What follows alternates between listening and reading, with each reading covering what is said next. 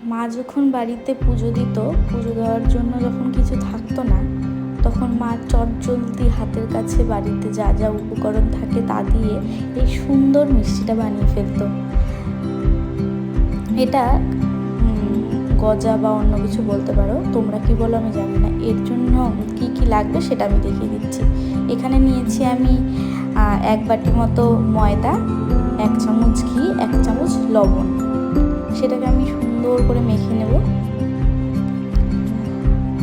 এটা সাধারণত মানে জগন্নাথ দেবের গজা বা খাজা বলে, তোমরা কি বলো নিশ্চয়ই জানিও। তারপর আমি দিয়ে দিচ্ছি কিছুটা জল, মানে ময়দাটা মাখার জন্য যতটা জল। আর আরেক দিকে আমি বসিয়ে দিচ্ছি এর জন্য শিরাটা। তো 1 গ্লাস মতো জল নিয়েছি, আর 1 কাপ মতো চিনি, আর একটা এলাচ, যেটাকে মাঝখান থেকে চিড়ে আমি দিয়ে দিলাম, যাতে ফ্লেভারটা খুব সুন্দর আসে আর খেতেও খুব ভালো লাগে। আর যাতে খুব চ্যাপচ্যাপে, খুব একটু বাজে না হয়ে যায়, এর জন্য দিয়ে দিলাম একটা লেবুর রস একটু। তারপর আমি এটাকে উনুনে বসিয়ে দিই। ততক্ষণে এটা ফুটতে থাক। এদিকে আমি ময়দাটাকে মেখে এভাবে ছোট ছোট লেচি কেটে নিয়েছি 5টা মতো, গোল গোল করে। আর ময়দাটা খুব শক্তও না, খুব নরমও না। আর তার পাশাপাশি পাশে একটা আমি মিশ্রণ বানিয়ে নিচ্ছি, যেখানে ঘি, 1 চামচ সুজি আর 1 চামচ চিনি আছে। সেটাকে ভালোভাবে মিশিয়ে নেব, যেটা আমাদের পরে ময়দার ভেতরে মানে রুটিতে দিতে লাগবে আর কি।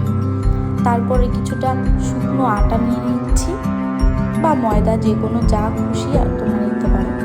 তারপর আমরা ময়দাটাকে বেলে ফেলবো রুটির মতো করে গোল করে।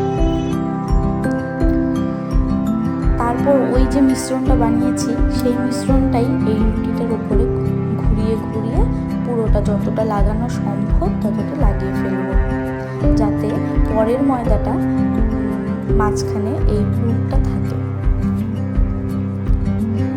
এটা সাধারণত খুব একটা দোকানের মতো না হলেও খেতে খুব টেস্টি।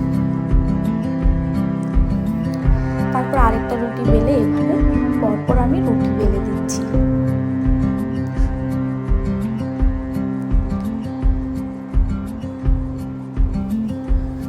মোটামুটি আমার সবগুলো রুটি বেলাই হয়ে গেছে। এরপর আমি এটাকে গোল গোল ঘুরিয়ে, আমি যেভাবে ঘুরোচ্ছি এভাবে ঘুরিয়ে আমি রেখে দেবো, যাতে খুলে না যায়। ঠিক ততটাই টাইট করে আমি এটাকে গোল করে মুড়িয়ে দেবো। আর তারপর একটা চাকুর সাহায্যে এটাকে আমি পিস পিস করে নেব।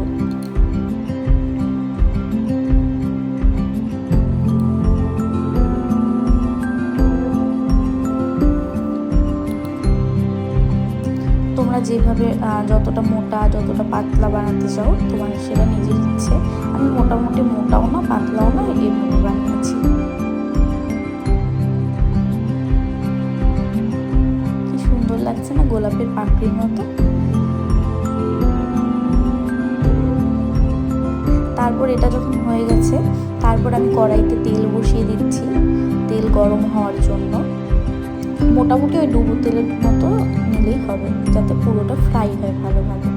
তারপর ওই লেচিগুলোকেই, ওই মানে গোল গোল ওই লেচিগুলোকে, ওগুলোকে আবার একটা চ্যাপ্টা করে বেলে নেব। একটু খুব প্রেশার দিয়ে না, মোটামুটি এইভাবে। ঠিক নিশ্চয়ই বুঝতেই পারছো তোমরা কীভাবে বলবো।